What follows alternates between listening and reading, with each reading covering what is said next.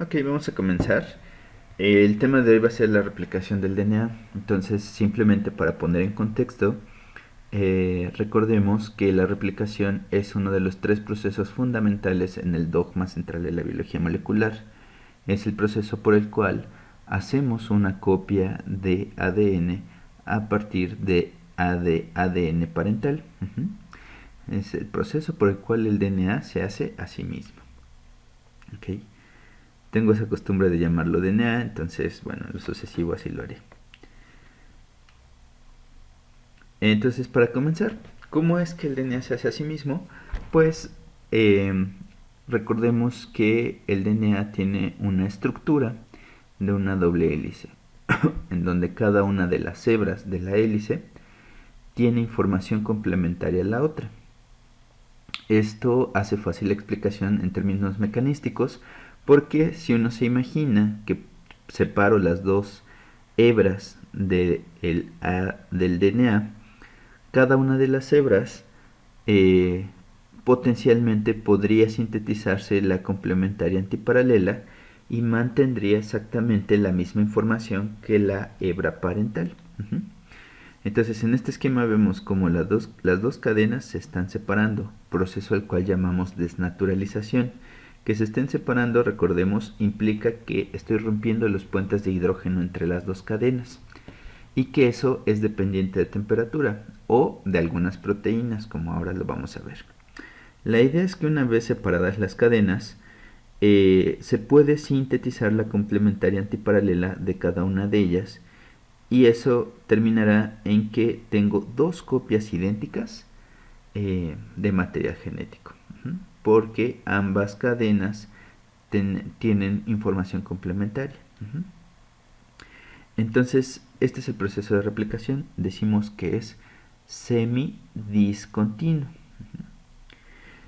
y semiconservativo. Recordemos los experimentos de Mendelssohn y Stahl, en los cuales se demostraba que en un proceso de replicación, las cadenas, las dobles cadenas hijas, tenían una hebra parental y una hebra nueva. Ok, a partir de ahora lo que vamos a hacer es hacer un hincapié en que tanto replicación, transcripción y traducción tienen diferencias importantes entre procariontes y eucariontes. Ustedes dirán, bueno, pero es que el árbol de la vida incluye procariontes, eucariontes y arqueas. Que bueno, pues sí, las arqueas son al final de cuentas procariontes y son un caso particular que a veces comparten más características moleculares con eucariontes, pero bueno, en general no las tomamos en cuenta en esta clasificación. Ahorita solamente cuando hable de replicación notarán que hago hincapié en replicación para procariontes y replicación para eucariontes y sus particularidades, ¿ok? Bueno, vámonos a la replicación con procariontes. Lo que veo en esta lámina es un esquema de el genoma de un procarionte. ¿Okay? Entonces recordemos, el DNA en un procarionte es circular. Y la densidad génica dentro de este genoma es muy alta. Quiere decir que casi todo el material genético tiene información importante que codifica para proteínas. Lo que están remarcando en este esquema son aquellos genes que están implicados directamente en la replicación del material genético. Como pueden ver, son una gran cantidad de genes. ¿Qué significa esto? Que todas estas proteínas o enzimas están contribuyendo o están participando directamente en mantener esta copia del material genético.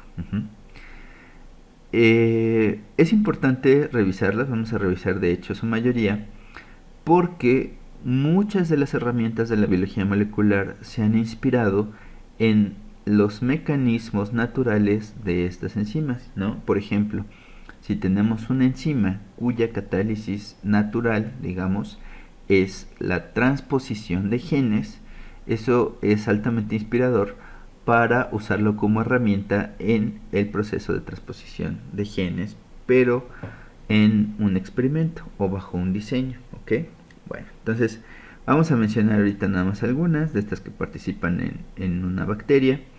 Por ejemplo, las DNA ligasas, que ahorita vamos a ver, lo que hacen es catalizar la unión del enlace fosfodiéster.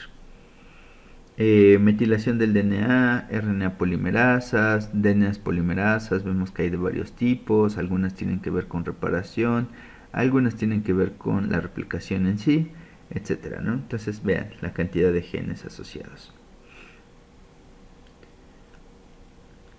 Esta es una micrografía de la micrografía electrónica de la replicación del cromosoma en E. coli. Si bien ya sabemos que el cromosoma en E. coli se organiza como una sola molécula de DNA circular, nos imaginaríamos que cuando se estuviera replicando, es decir, el proceso en el cual abrimos dos de las cadenas de DNA y se sintetiza la complementaria, pues se podría ver como una horquilla, a lo que llamamos replication forks. A esto le llamamos una horquilla, quiere decir en algún momento las dos cadenas de DNA se separan y sobre cada una de las hebras se sintetiza la complementaria antiparalela. Esto va a ocurrir a lo largo de todo el genoma hasta que eventualmente tendré dos moléculas de DNA circular. Y esa hipótesis fue demostrada desde esta micrografía. Entonces aquí se pueden ver algunos esquemas en donde el replication fork o la horquilla de replicación se ve que aquí está comenzando apenas, pero en estados más avanzados pues se puede llegar a ver como esto que está aquí.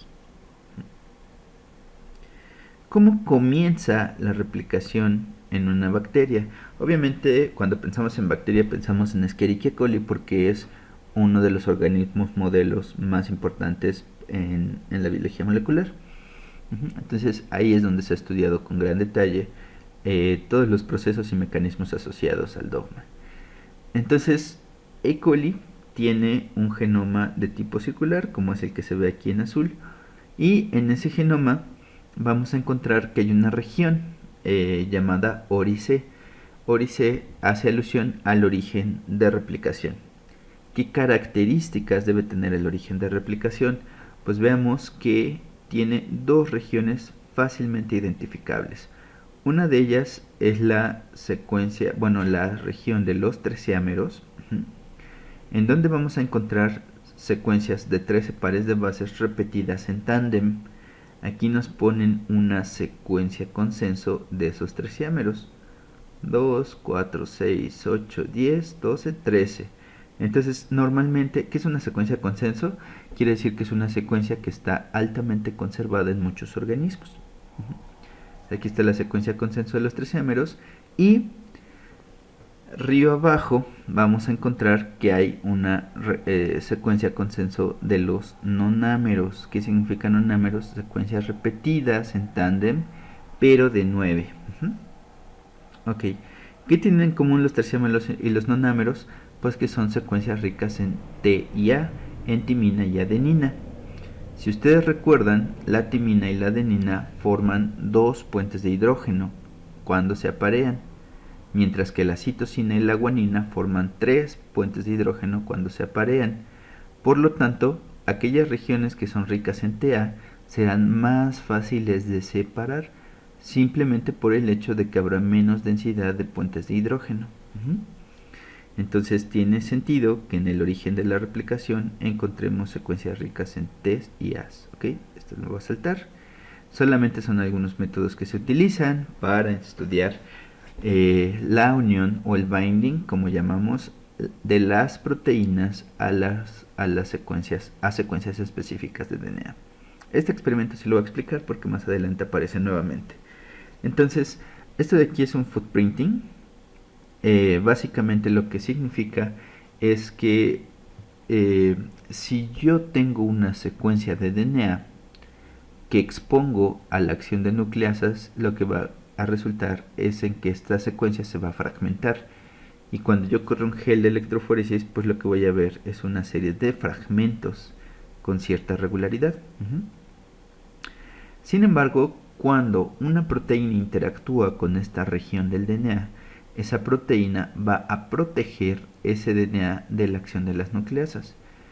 Entonces, si yo tengo una proteína que interactúa con el DNA, lo que voy a ver es que ese patrón de fragmentos que aparece sin proteínas ahora va a ser ligeramente distinto, porque habrá proteínas que estén protegiendo al DNA de la acción de las nucleasas.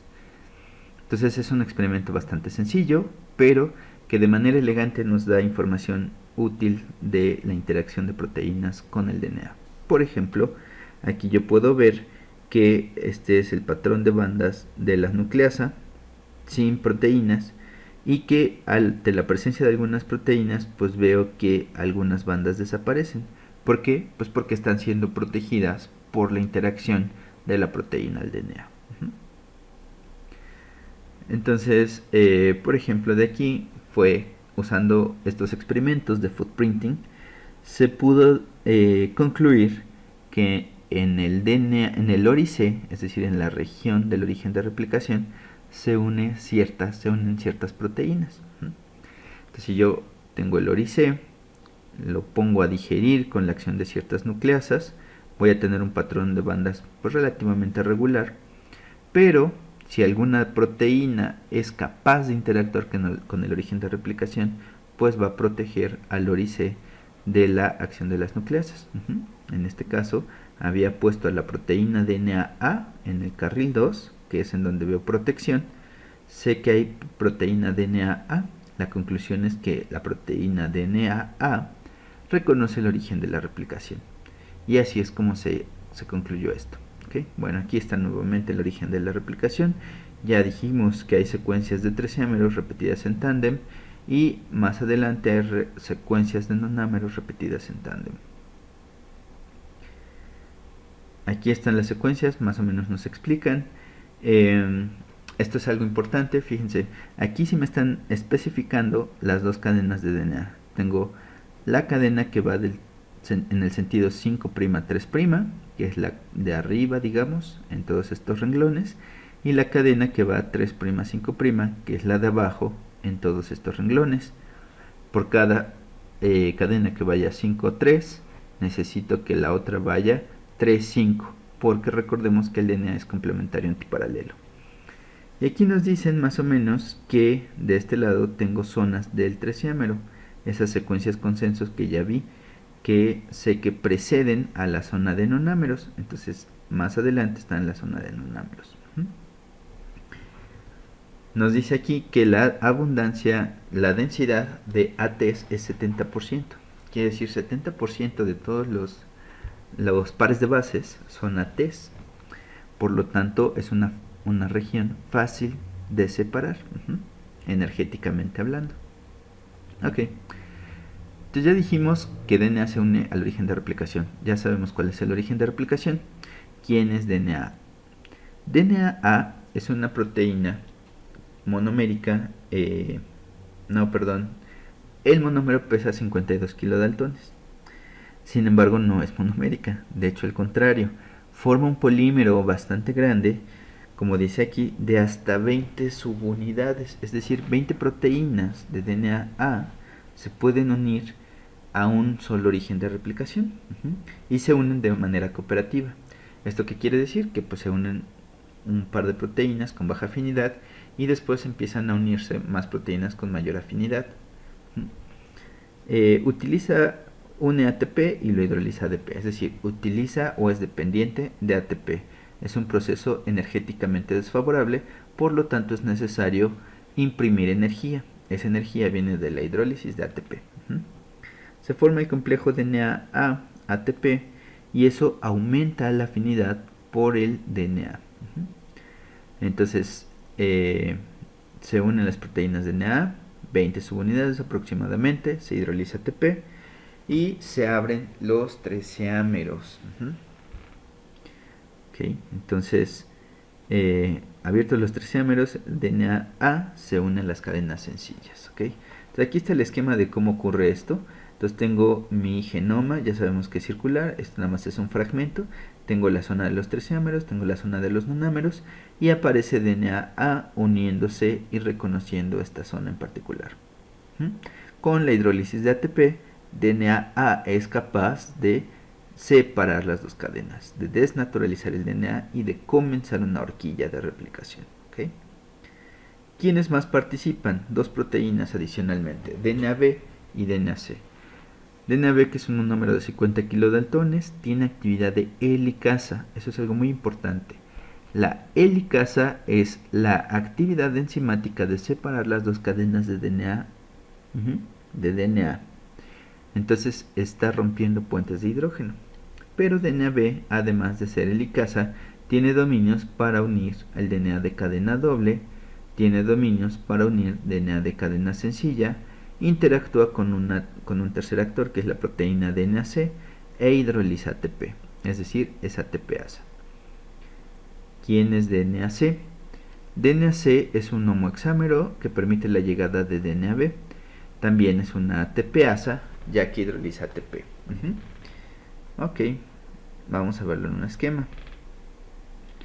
En este esquema nos muestran qué hace una helicasa, ¿no? Entonces, una helicasa es una proteína de este estilo, tiene un arreglo geométrico periódico parecido a una donita, y la idea es que es capaz de unirse a una sola cadena de DNA y avanzar sobre ella. ¿Cuál sería la consecuencia de que esta donita avanzara sobre una sola de las cadenas? Pues que va a ir separando a la otra, va a ir abriendo esta cadena de DNA. Eso es lo que hace una helicasa y esa actividad es dependiente de ATP. Estarán de acuerdo que romper puentes de hidrógeno, aunque sean enlaces energéticamente débiles, pero son un montón, requerirá energía adicional y esa energía viene del ATP. Ok, aquí en el esquema se veía la acción de DNA-B y DNA-C. Entonces ya teníamos la formación del primer complejo, del complejo inicial, que es DNA-A, con el origen de replicación. Se hidroliza ATP y se abre la horquilla. Después viene DNA-C.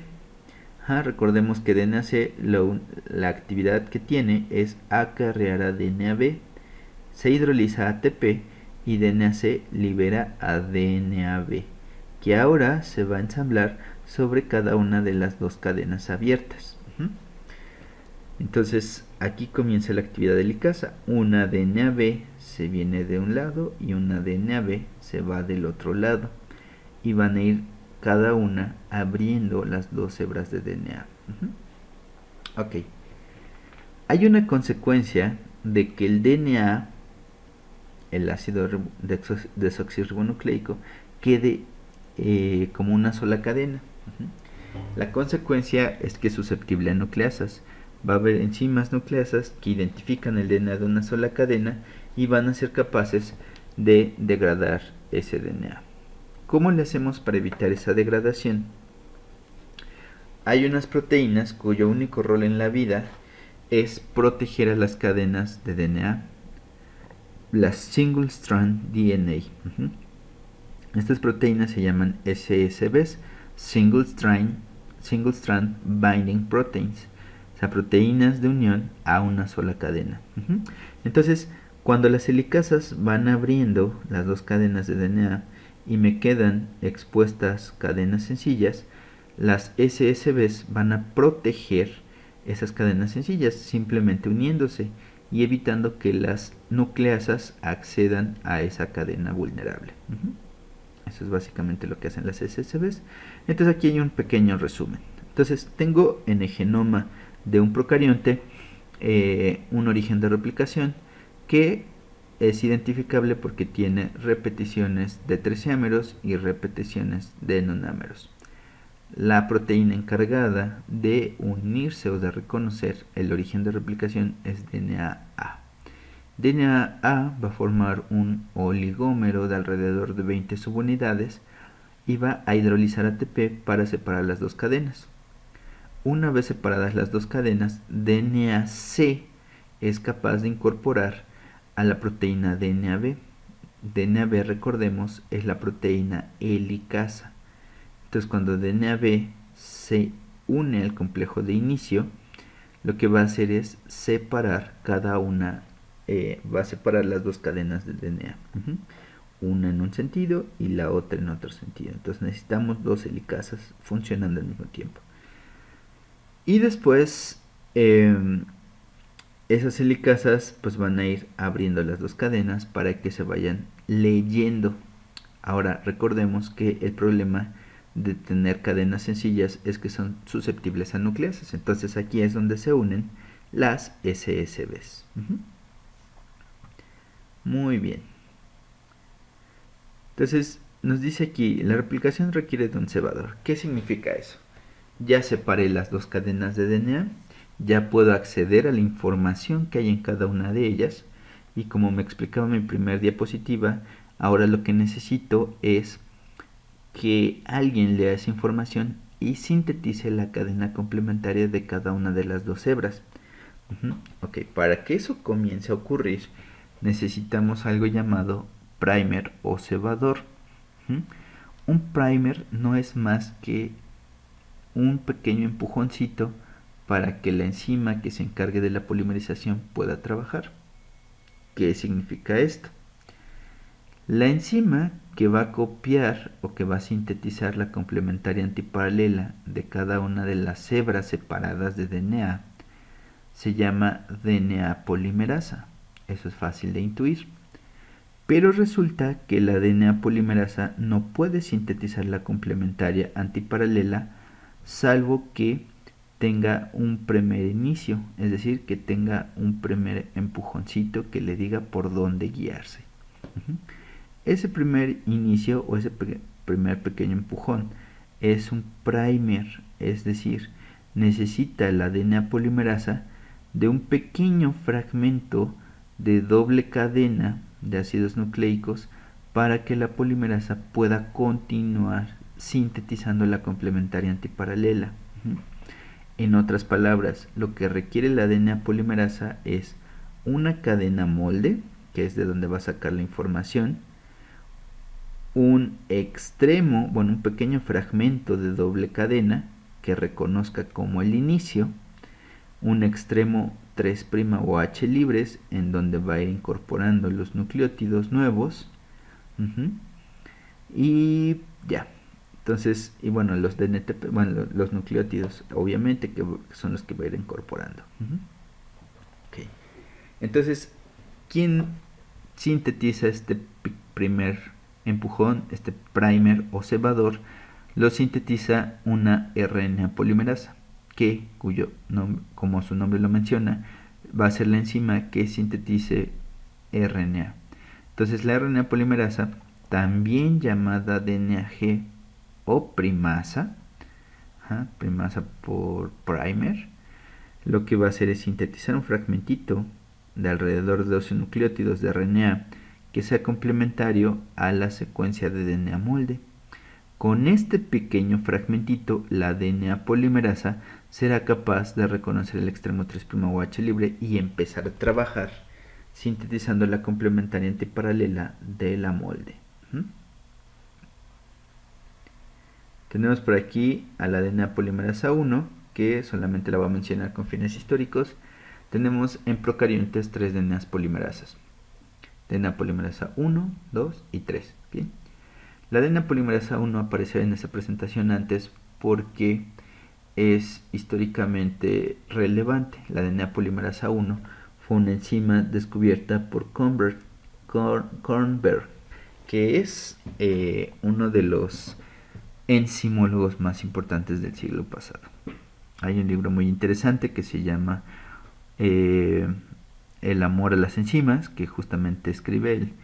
Y bueno, pues él trabajaba con enzimas en solución, puras en solución. ¿Okay? Entonces, Kornberg había aislado una enzima capaz de sintetizar DNA. Él le puso DNA polimerasa y como era la primera en describirse, pues obviamente fue la DNA polimerasa 1. Kornberg y sus alumnos habían descubierto que para que la enzima pudiera trabajar necesitaban de un primer o cebador. Eso lo descubrieron por pura serendipia, como suelen ocurrir muchas cosas en la ciencia. Pues la idea es que una vez que en el ensayo hubo cebadores, la DNA polimerasa 1 fue capaz de sintetizar grandes fragmentos de DNA complementario a la cadena molde. Entonces, si preguntan en su evaluación, que la harán más adelante, cuáles son los elementos fundamentales de las DNAs polimerasas o que necesitan las DNAs polimerasas para empezar a trabajar, pues serían un DNA molde, de dónde va a sacar la información para sintetizar la complementaria. Necesitan un extremo 3' OH libre y obviamente los sustratos que son los nucleótidos. Ok, la DNA polimerasa 1, hoy sabemos que sí, sintetiza DNA. Aquí es como se puede ver, tiene su cadena molde, que es la roja. Necesitó un primer o un pequeño primer empujón, que es lo verde, y es un primer de RNA, que recordemos que sintetiza DNA-G, una RNA polimerasa. Y con esto y un extremo 3' OH libre, la DNA polimerasa es capaz de sintetizar la complementaria antiparalela de la cadena molde. Entonces, DNA polimerasa 1 tiene como actividad enzimática síntesis de DNA, pero también tiene como actividad enzimática la exonucleasa 3'5'. ¿Qué significa eso? Que así como va sintetizando, es capaz de censar si ella misma se equivoca. Si eso ocurre, lo que va a hacer es regresarse un poquito para reparar su error. ¿Y qué quiere decir reparar su error? Pues que va a hidrolizar los nucleótidos que puso al final. Es decir, es una exonucleasa 3'5', porque se está regresando en la cadena en la dirección justamente 3'5'.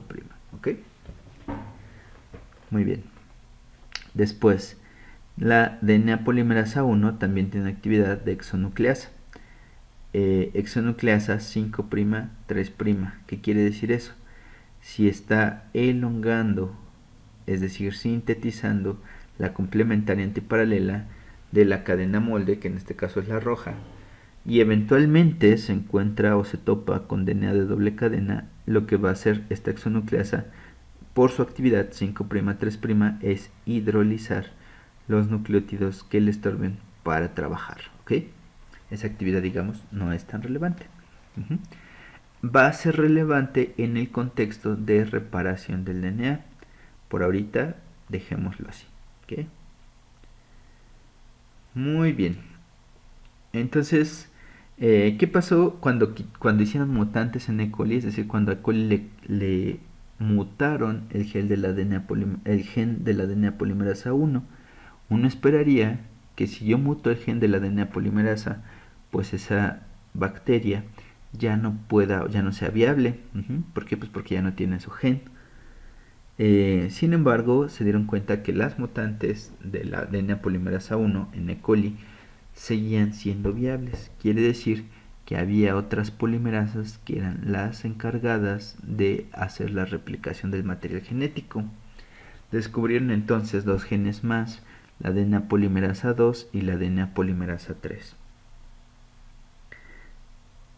Entonces, en esta tabla comparativa, en este cuadro comparativo, tengo a las DNAs polimerasas 1, 2 y 3, su respectivo gen, pol A, pol B, pol C, y la dirección, el sentido de la polimerización de 5' a 3'. ¿Okay? Entonces aquí nos dice tanto 1 como 2 como 3 polimerizan en dirección 5', 3'. De hecho, tip importante, casi todos los procesos que ocurren en los mecanismos del dogma central de la biología molecular van a ocurrir en dirección 5', 3'. Cuando estamos hablando de transferencia de información, casi siempre se lee de la misma manera. 5', 3'.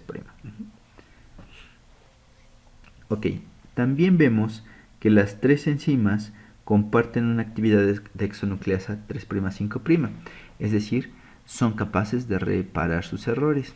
Van polimerizando dirección 5', 3', y cuando se equivocan son capaces de regresarse en la dirección opuesta, es decir, 3', 5', y cortar los nucleótidos que pusieron mal, es decir, reparan sus errores.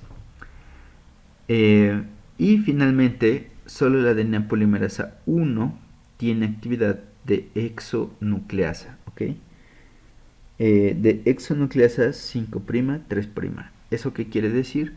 Que va a eliminar los pares de bases en la misma dirección de la síntesis de DNA.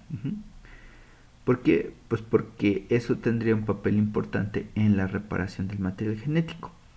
Si lo ven aquí en donde dice función principal, la función principal de la ADN polimerasa 1 es reparación, no transcripción, no replicación, nada, solamente reparación, ¿ok?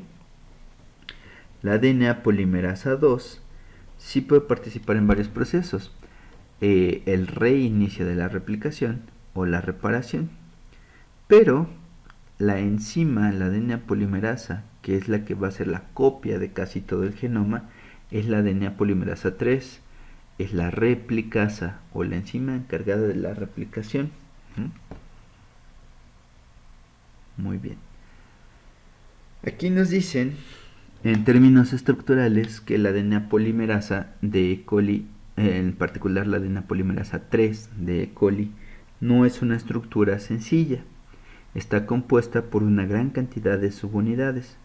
Simplemente para recordar, las subunidades son regiones de la proteína que tienen independencia estructural, son péptidos independientes, pero que necesitan trabajar con otros péptidos para tener una función más compleja. Entonces, ¿cuáles son las subunidades de la ADN polimerasa de coli?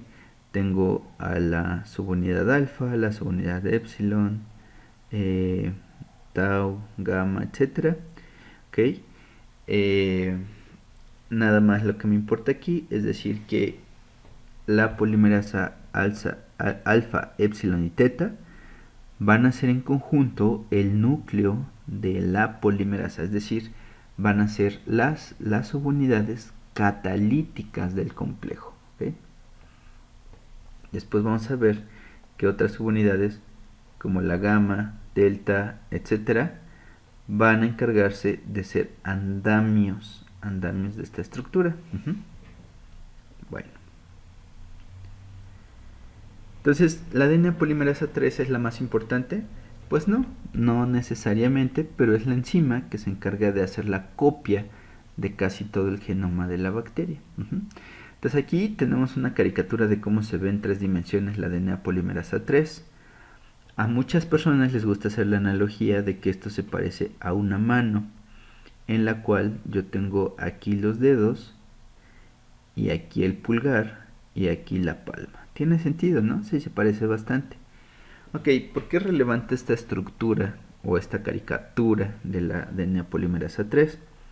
Porque cuando la ADN polimerasa 3 está sintetizando en la complementaria antiparalela de una cadena molde, es capaz de censar aquí en la palma, o sea, está sintetizando entre los dedos, digamos, entre los dedos, el índice, el anular, el medio y el meñique y el pulgar, ¿no? Entonces está sintetizando entre los dedos, pero aquí en la palma es capaz de censar si se ha equivocado.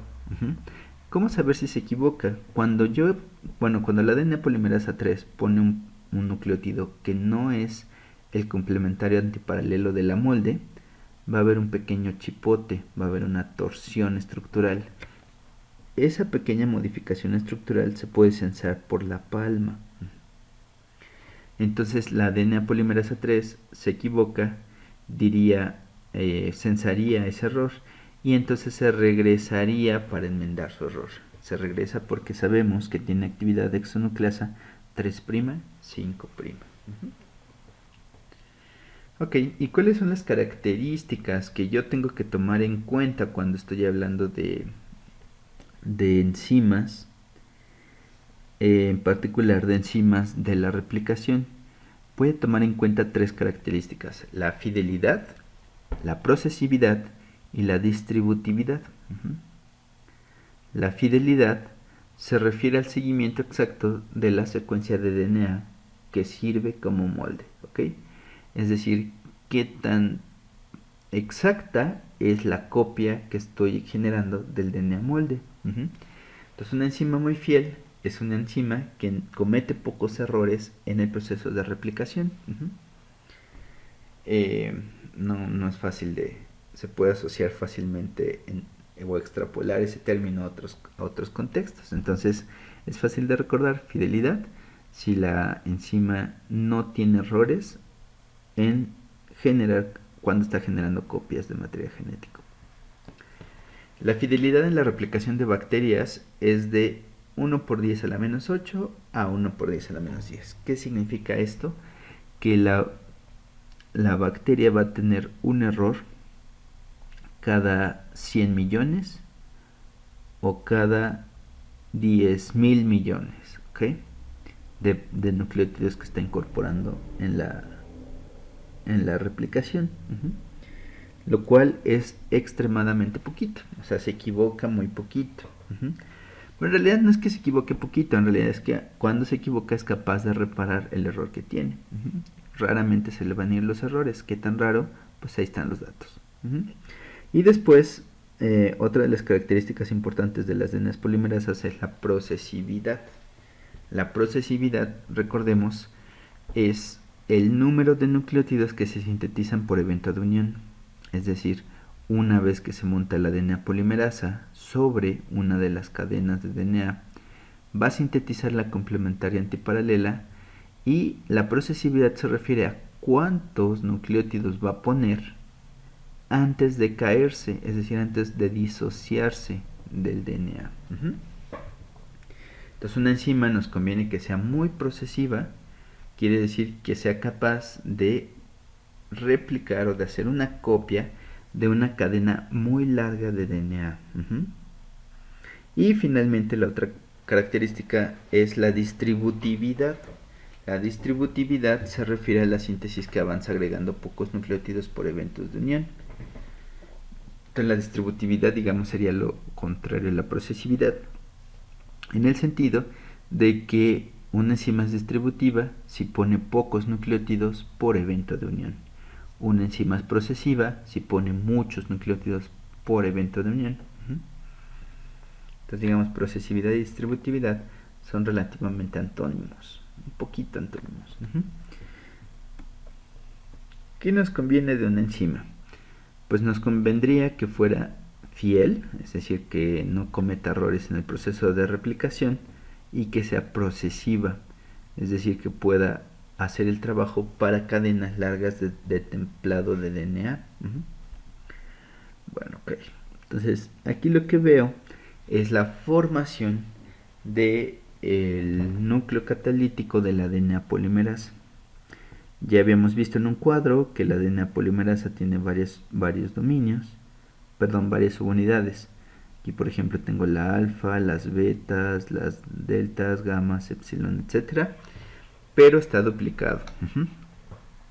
Si recuerdan de aquella tabla, nos decía que uno de las subunidades, en particular la subunidad tau, es encargada del proceso de dimerización.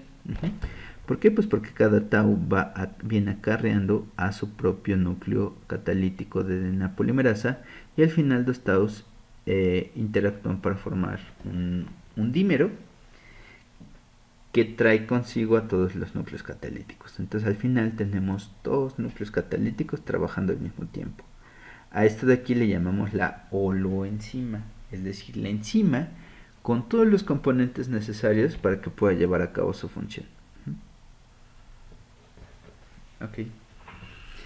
Y bueno, aquí hay otro esquema. Entonces tengo aquí mi trenecito, o sea, digamos, aquí están las vías del tren, que es mi DNA de doble cadena. Necesito un núcleo catalítico, que en este caso ya habíamos visto, que está formado por subunidades alfa, epsilon y teta, pero además necesitamos un andamio, alguien que me permita seguir trabajando sobre las mismas vías del tren, digamos, alguien que mantenga el núcleo catalítico asociado a las dos cadenas de DNA. Cosa importante que podría aparecer en algún examen, pues que las subunidades beta son las encargadas de formar ese andamio. ¿Okay? Procesividad de DNA polimerasa 3. Ya mencionamos dos cosas importantes. La polimerasa 3 es la replicasa, es decir, es la isoforma de la DNA polimerasa encargada de la replicación. ¿Por qué? Pues porque puede replicar grandes fragmentos de DNA al mismo tiempo, antes de caerse. Es decir, la DNA polimerasa es procesiva. Entonces, ¿de qué depende la procesividad? Ya habíamos visto que la DNA polimerasa, o al menos el núcleo catalítico, podría tener un andamio que la mantenga asociada a las vías del tren. Ese andamio en las subunidades beta, aquí se ven, son este anillito, y así es como se ve, digamos, en una estructura tridimensional más real. Y solo con ese anillito, la DNA polimerasa 3 aumenta su procesividad de 50 nucleótidos a más de 50.000 nucleótidos.